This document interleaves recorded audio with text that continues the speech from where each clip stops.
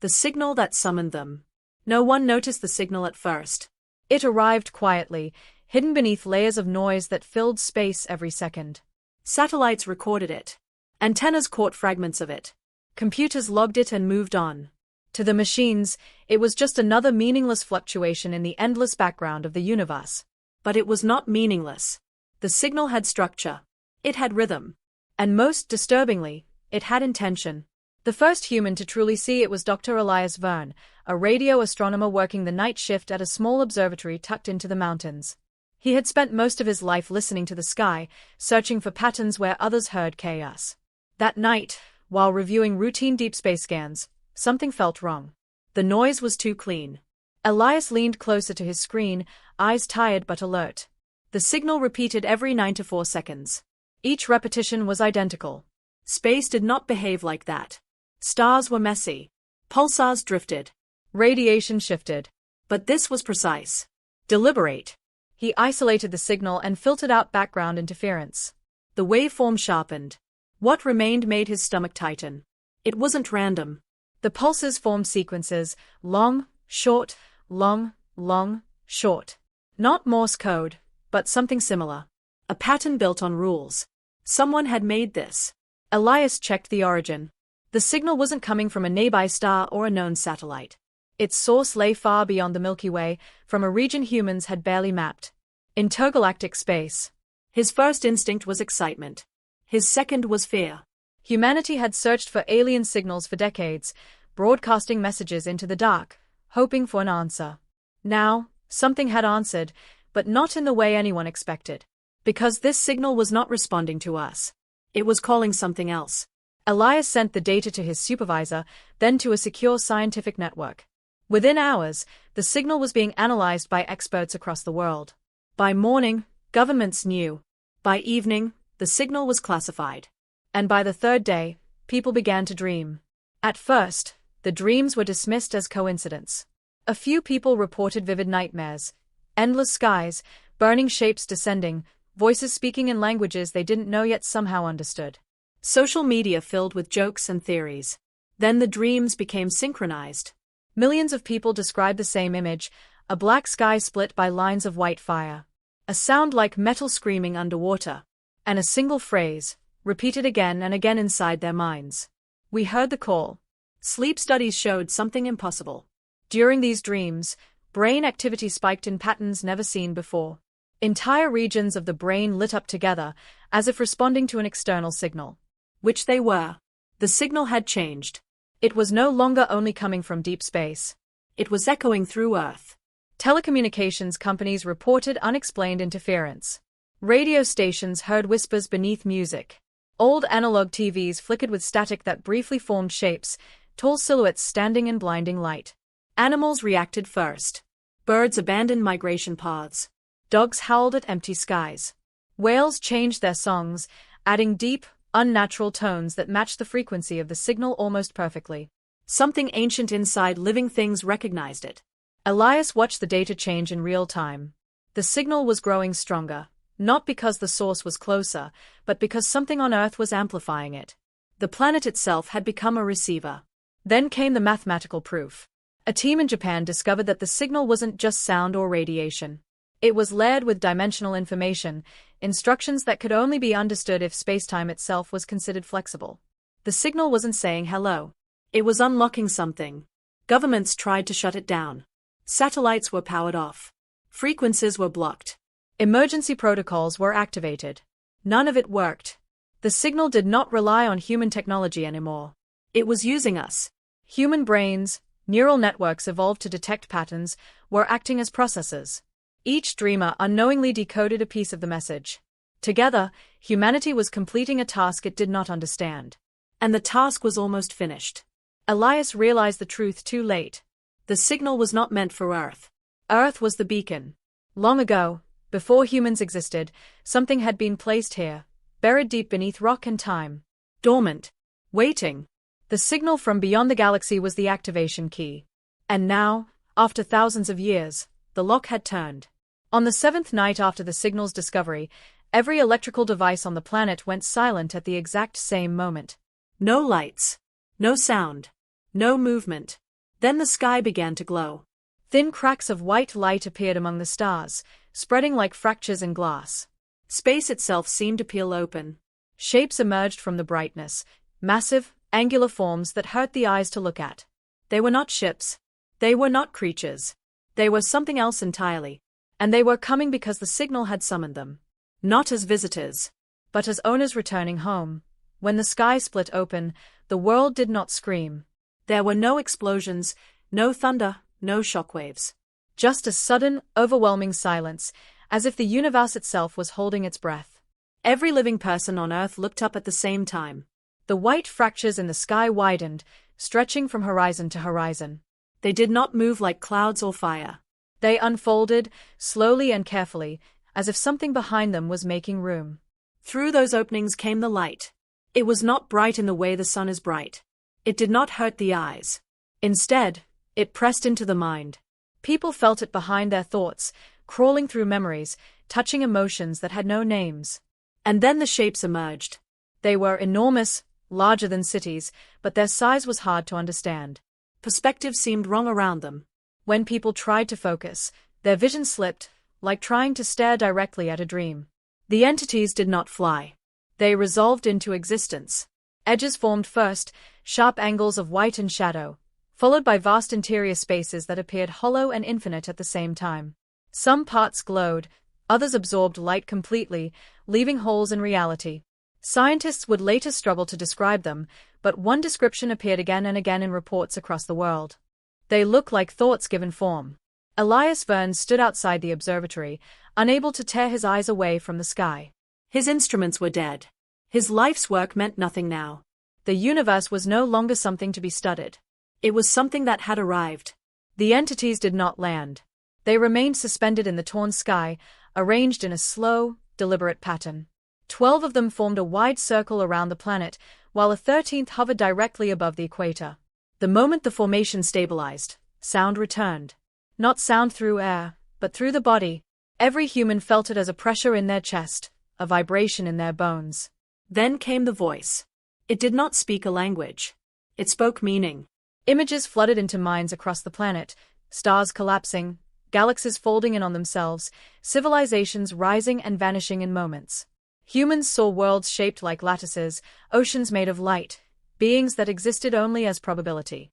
And through it all, one truth was made painfully clear. These entities were old. Older than stars. Older than time as humans understood it. They had not come to conquer Earth. They had come to claim it. Panic followed understanding.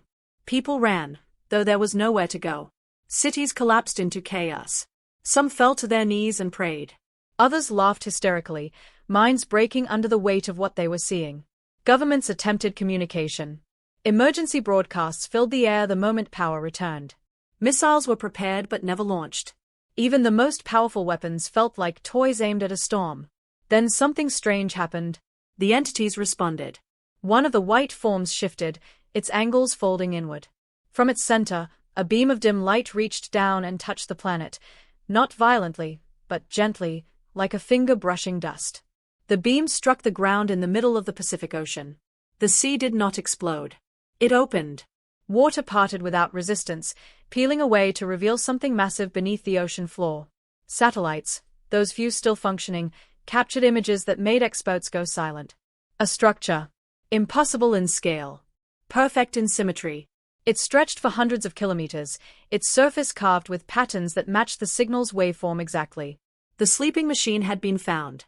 Memory returned to the entities, and through them, to Earth. Long before humans evolved, before mammals walked the land, the planet had been engineered. Earth was not a natural world.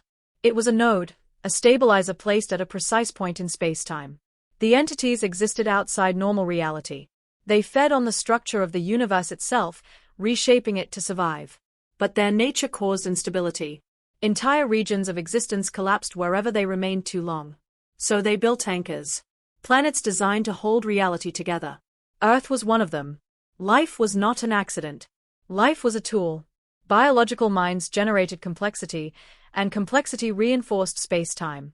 Consciousness acted like a web, keeping the universe from tearing apart. The more intelligent life grew, the stronger the anchor became. Humans were the final upgrade. And now the signal had confirmed readiness.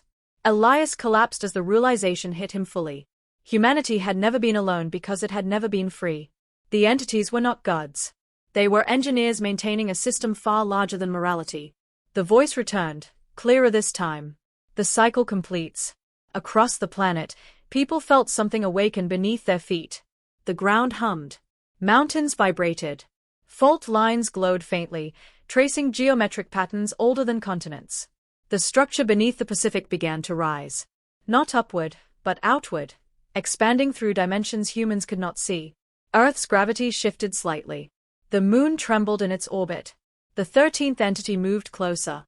And for the first time, it addressed humanity directly. You have served your function. The words were not cruel.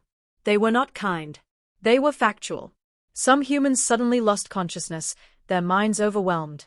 Others felt a strange calm, as if fear itself had been drained from them. A small percentage, those who had dreamed the strongest, felt something else. Connection. They could feel the signal inside themselves, still active, still growing. These people began to change.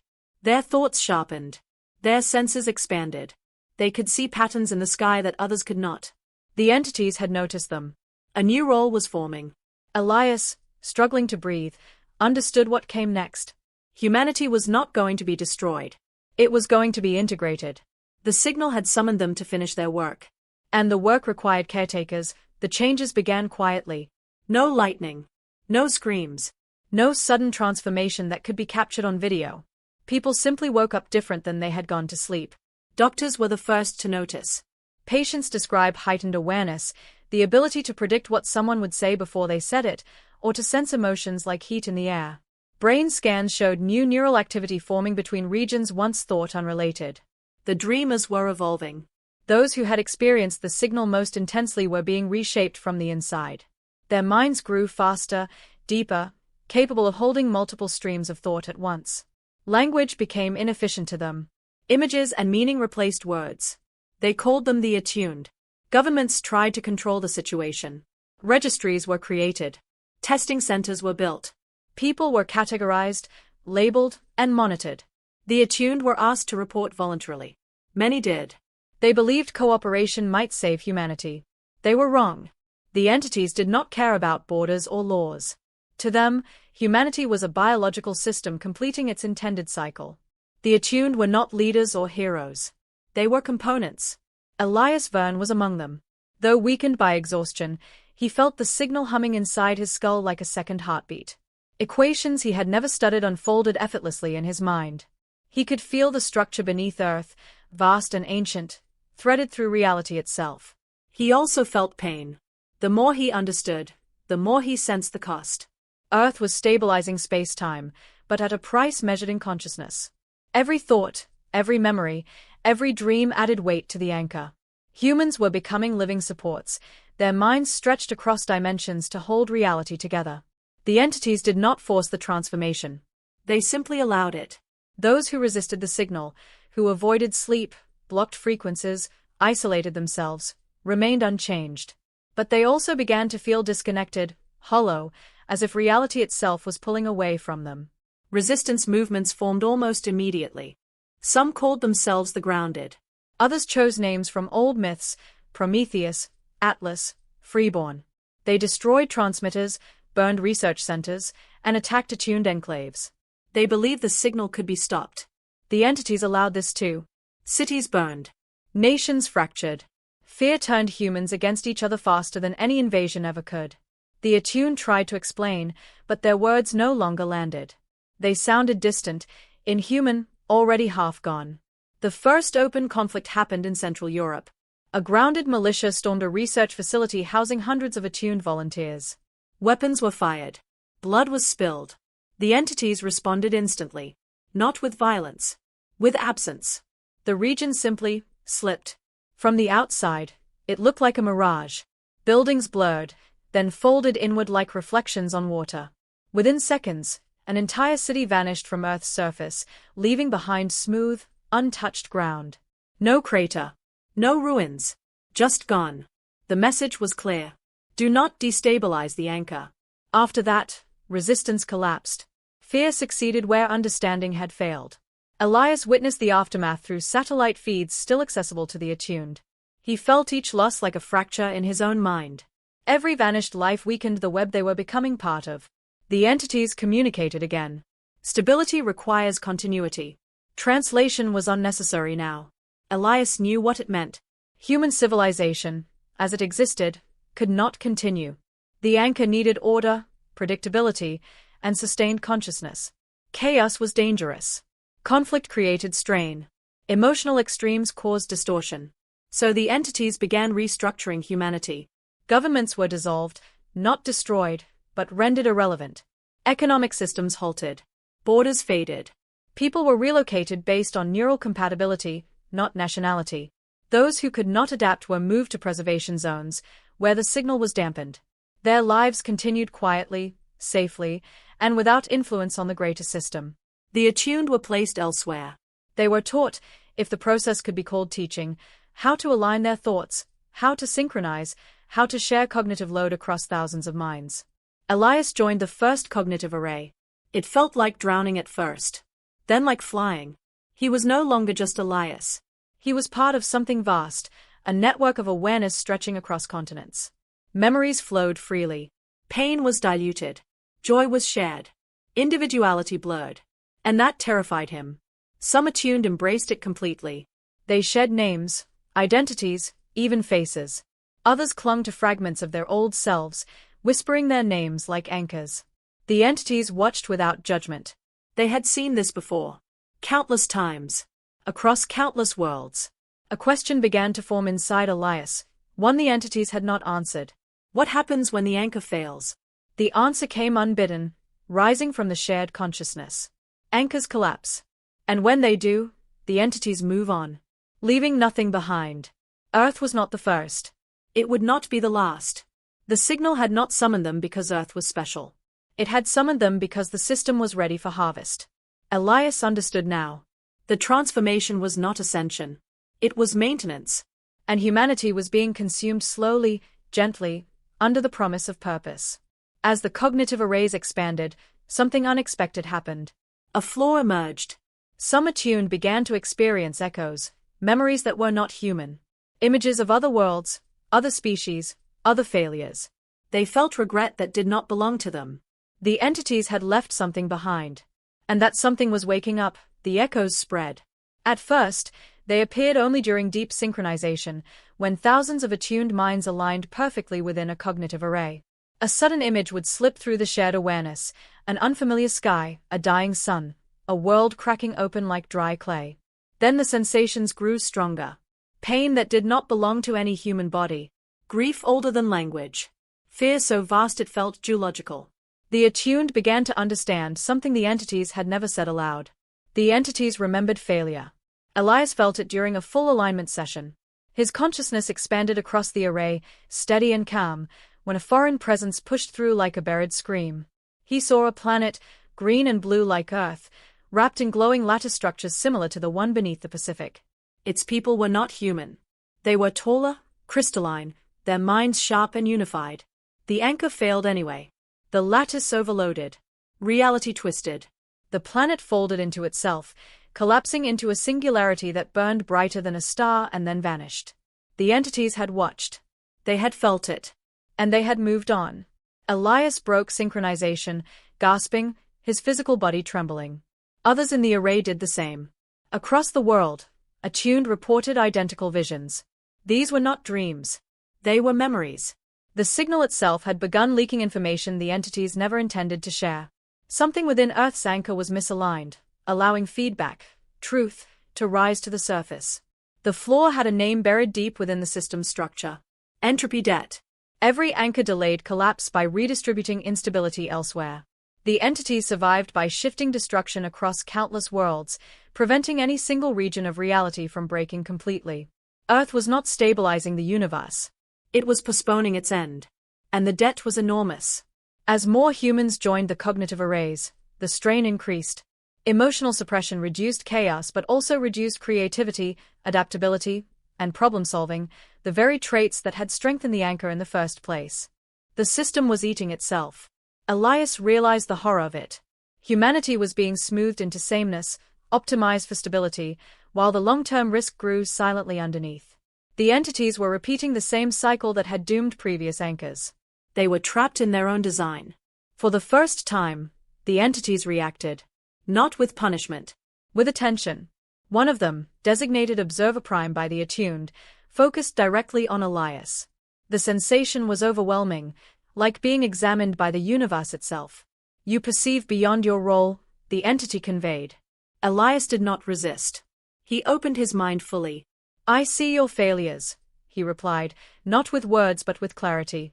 You cannot escape entropy by moving it. The entity paused. That pause lasted less than a second, yet within it Elias felt uncertainty ripple across the formation in the sky. No anchor had ever said this before. The entities had not anticipated self-aware components capable of understanding the system they were meant to uphold. Humanity had grown too complex. The system persists, the entity responded. Alternatives increase risk. You already risk everything, Elias pressed. You're not saving reality. You're delaying collapse and destroying every world you touch. The connection severed abruptly. Across the planet, the signal fluctuated. Dreams returned, but changed. People dreamed of choices, branching paths, futures that did not converge into a single outcome. The signal was no longer just summoning or transforming. It was questioning itself. This frightened the entities more than resistance ever had. They accelerated integration. More rays. Deeper synchronization. Faster processing. But the echoes multiplied. Some attuned began refusing alignment, hiding within preservation zones, masking their minds from the signal. Others secretly formed asynchronous clusters, small groups that thought independently while remaining connected just enough to avoid detection. Elias helped create the first of these clusters. They called themselves the Remembered. Their purpose was not rebellion. It was memory. They collected echoes from failed anchors, piecing together a history the entities had buried. Patterns emerged. Every collapse followed the same steps: overintegration, emotional suppression, loss of diversity, sudden system failure. The entities were not evil. They were afraid. Afraid of a universe unraveling beyond their control. Afraid of extinction. But fear had made them blind. The Remembered reached a terrifying conclusion. If Earth continued as an anchor, it would eventually fail. And when it did, the collapse would be far worse than any before. Earth had become too central. Too connected. Too alive. The signal had summoned the entities, but now it was evolving beyond their authority. It was becoming something else. A question, broadcast across space-time.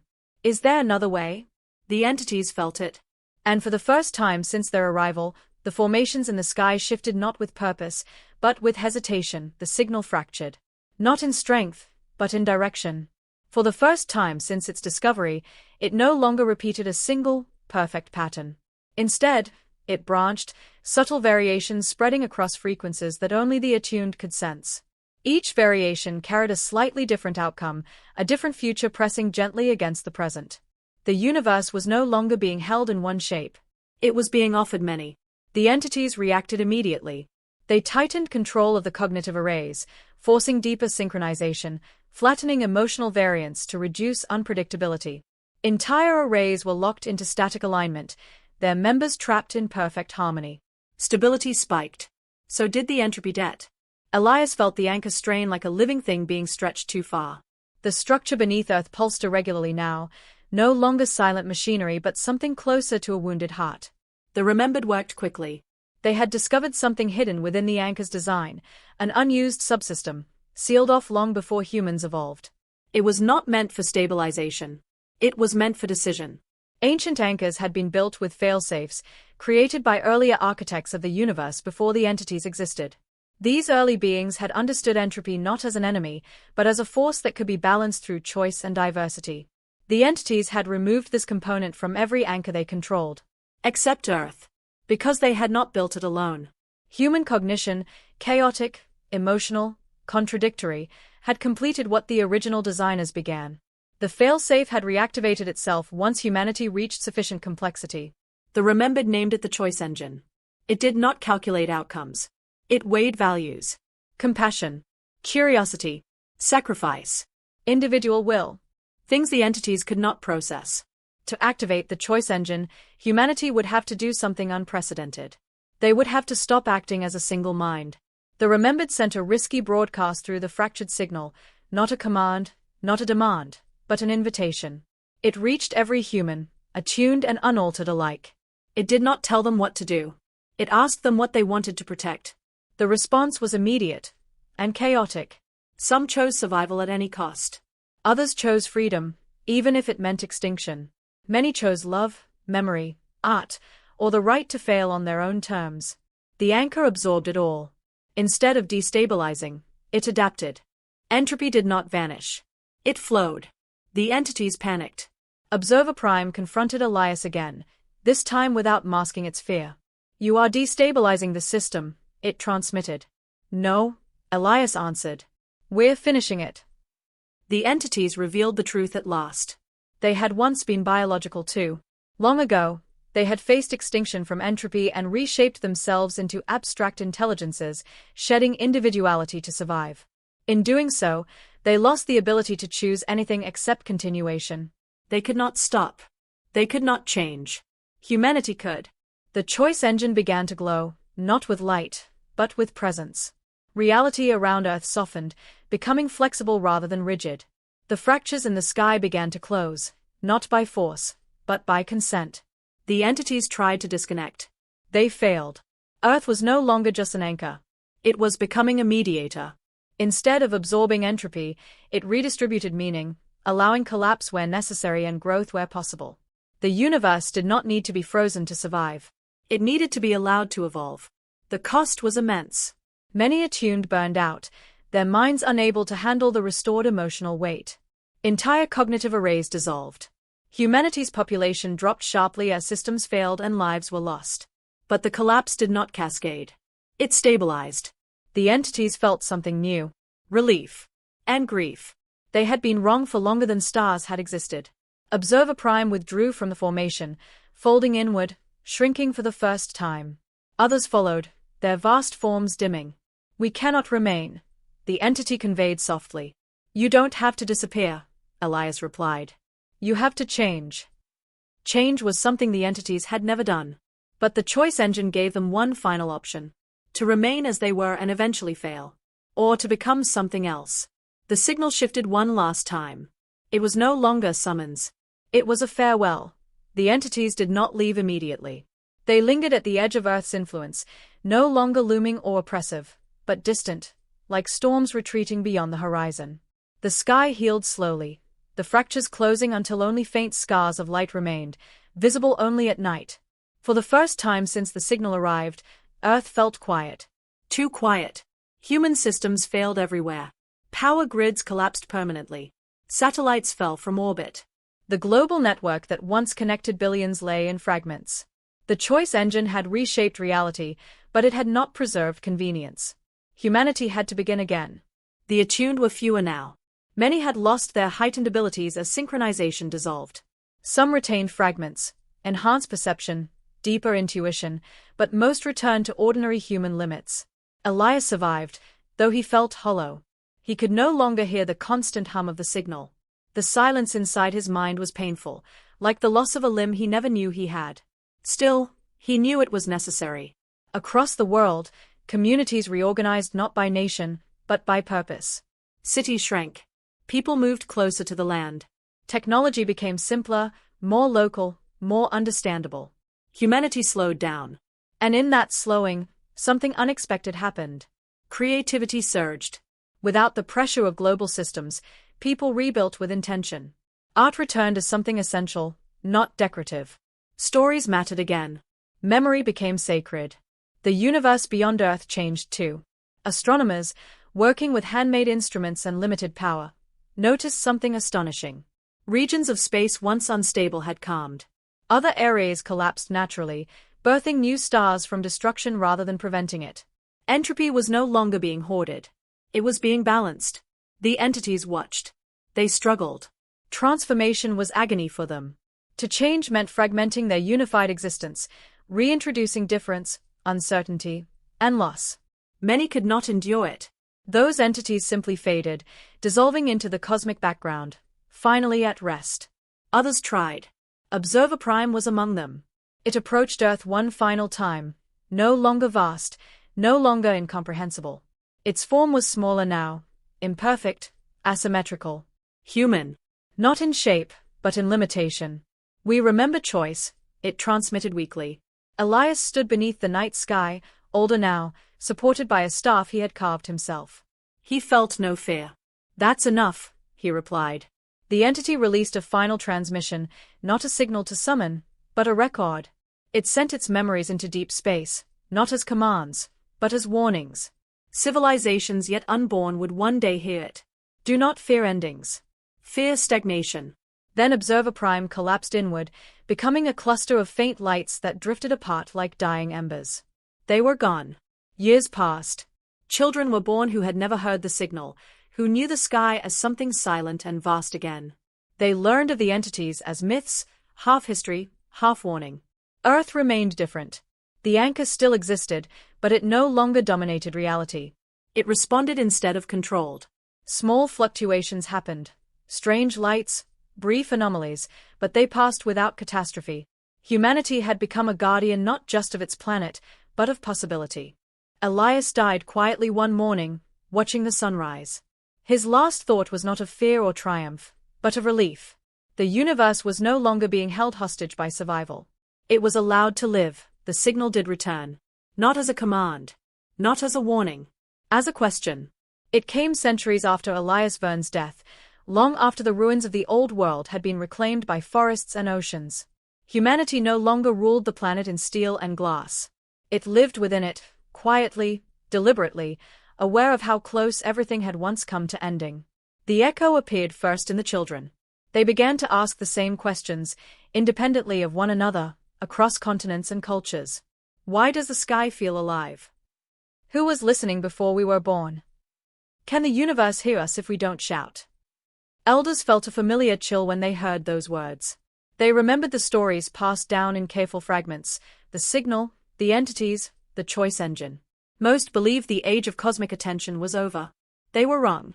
Astronomers, few now, but deeply respected, detected a faint irregularity at the edge of measurable space.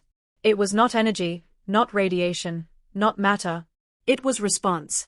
Something had noticed the record Observer Prime released into the universe. Something older than the entities, or perhaps younger in a way time could not measure. Humanity debated what to do. This time, no governments decided. No hidden committees met in silence. The question was shared openly, carried by messengers, carved into wood and stone, sung into memory.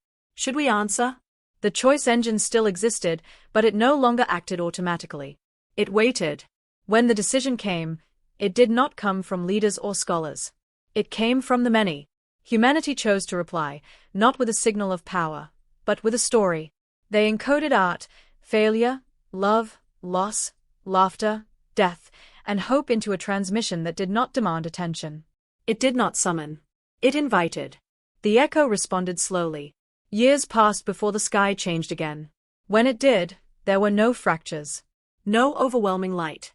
Just a subtle deepening of the stars, as if space itself leaned closer to listen. Something spoke back. Not directly. The laws of physics loosened gently in distant regions. New forms of life emerged on dead worlds. Time flowed differently near the edges of galaxies, allowing complexity to bloom where it never could before. The universe was learning. Humanity watched with awe and restraint. They did not chase the change. They did not claim ownership of it. They remembered what happened when beings tried to control reality. Some attuned bloodlines still carried faint sensitivity.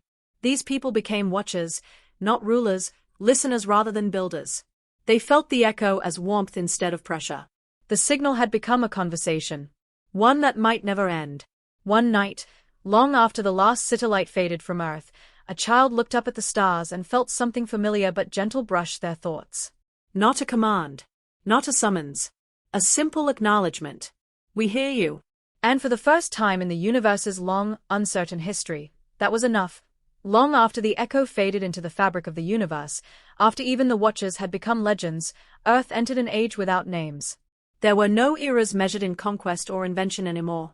Time was counted in seasons, in migrations of animals, in the slow rise and fall of coastlines. Humanity still existed, but it no longer tried to stand apart from the world. People lived shorter stories. And deeper ones. The choice engine remained, buried and unseen, no longer a machine but a condition of reality itself. It did not hum or glow. It did not calculate. It simply allowed. Allowed endings. Allowed beginnings. Allowed mistakes. Every few generations, someone would feel the faintest stirring beneath the earth, a reminder, not a warning. They would gather others and speak the old lessons softly, ensuring memory never hardened into fear again. Beyond Earth, the universe continued to change. Stars were born and died without interruption. Galaxies collided and reshaped themselves naturally. Where collapse occurred, it was local and meaningful, not postponed until it became catastrophic. The universe learned how to let go. Far away, in regions humans would never reach, new intelligences emerged. Some discovered the ancient record left behind by the entities. Others sensed the strange balance radiating from a small, unremarkable star system. They did not rush toward it. They observed. They wondered. Because the signal that once summoned the entities was gone forever. No force now called beings across the void. No command demanded attention. There was only curiosity, drifting freely through space-time. And that made all the difference. On Earth, the final echo of the old age existed only in stories told by firelight. Children listened not with fear, but with fascination. To them, the entities were not monsters or gods. They were a caution. A reminder of what happens when survival becomes the only purpose. One evening, an elder finished the story and fell silent. The fire crackled. The sky above was clear, untouched by scars or fractures. A child asked the last question anyone ever needed to ask. Will they ever come back? The elder smiled. If they do, they said gently, they won't come because we called them. They'll come because they chose to listen. The child looked up at the stars. The stars did not answer. And in that silence, the universe was finally at peace.